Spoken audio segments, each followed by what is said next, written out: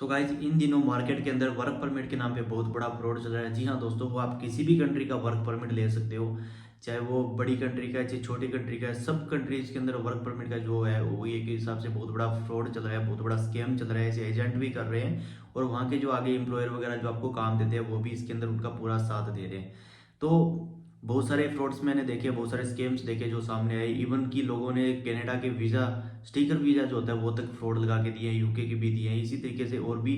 और जो सबसे ज़्यादा जो फ्रॉड आ रहा है वो ई वीज़ा वाले के अंदर होता है। जैसे कि आपको पता है कि ऑस्ट्रेलिया, न्यूजीलैंड का, या फिर ये अजरबैजान, दुबई वगैरह ऐसी जो कंट्रीज है, या फिर अर्मेनिया वगैरह ऐसी कंट्रीज है जिनका जो वीज़ा होता है वो पेपर पे आता है। आपको कोई एम्बेसी जाने की जरूरत नहीं होती है, आपको कोई पासपोर्ट के ऊपर स्टिकर नहीं लगता, आपको कोई पासपोर्ट आपका एम्बेसी के अंदर सबमिट नहीं करवाना पड़ता है। तो इनके अंदर ज़्यादा फ्रॉड्स करते हैं ये एजेंट जो होते हैं।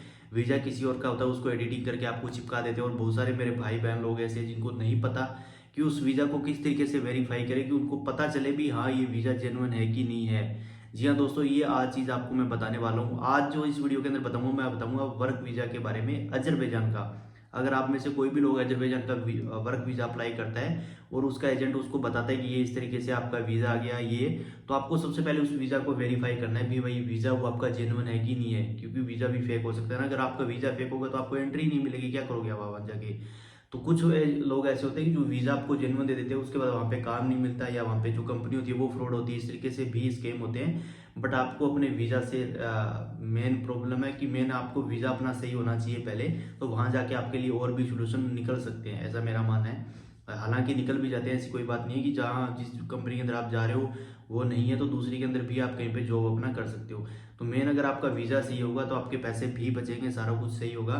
तो आज इसी वीडियो के अंदर ये बताऊंगा कि आप जो अजरबैजान का वर्क वीज़ा, आप उसको किस तरीके से इमिग्रेशन की साइट पे चेक कर सकते हो कि जो आपका वीज़ा आपने आपके एजेंट ने आपको दिया वो जेन्युइन है कि फ्रॉड है। तो है ना, वो चीज़ आपको बताऊंगा कि वहाँ पे साइट पे आपको क्या क्या किस तरीके से चीज़ें डाल के अपने वीज़ा को वेरीफाई करना है, ताकि आपको पता चले वीज़ा जेन्युइन है कि नहीं है। अगर आपका जो वीज़ा आपके एजेंट ने दी है उसके अंदर वो डिटेल्स है, और वो डिटेल्स आप ऑनलाइन उनकी साइट पे मेंशन करके डालते हो वहाँ पे, अगर वो वीज़ा वहाँ पे शो करता है तो इसका मतलब आपका वीज़ा जेन्युइन है। अगर वहाँ पे शो नहीं करता है तो आपका वीज़ा फेक है, यहीं से आप समझ लेना। और उस एजेंट को जो आपने करना है वो आप उसके साथ कर सकते हो जाके। तो ये चीज़ सबसे बड़ी है कि आपको पता चलना चाहिए भाई आपका जो वीज़ा है वो फेक है कि जेन्युइन है, तभी आप आगे का स्टेप जो उठा सकते हो।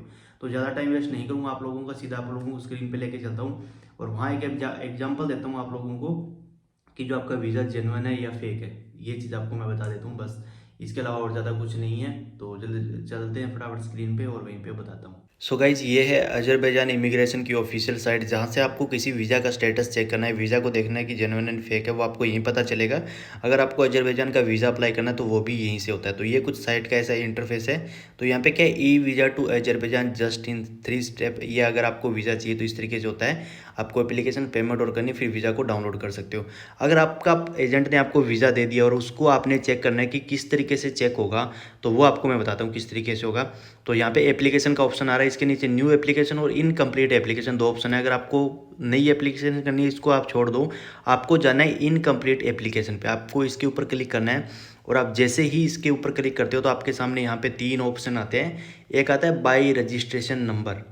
तो ये जो रजिस्ट्रेशन नंबर होता है, ये जब आपका एजेंट या खुद आप अप्लाई करते हो, तो जब आपका वीज़ा यहाँ पे सबमिट होता है, फीस वगैरह पे कर देते हो आप वीज़ा की, तो वहाँ पे एक आपको रजिस्ट्रेशन नंबर मिलता है।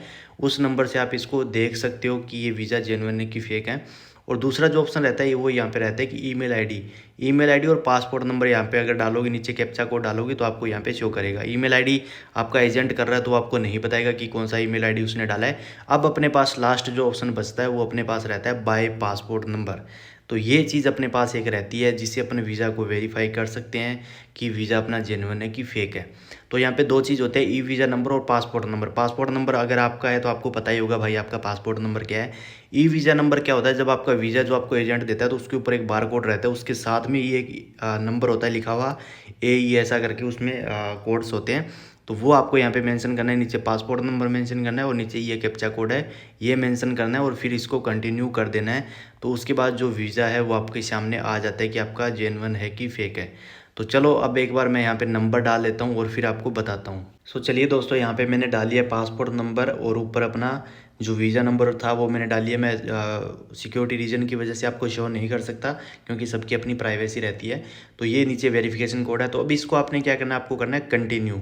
तो आप जैसे ही कंटिन्यू पे क्लिक करते हो तो आपके सामने ये चीज़ आती है, single entry visa application download visa.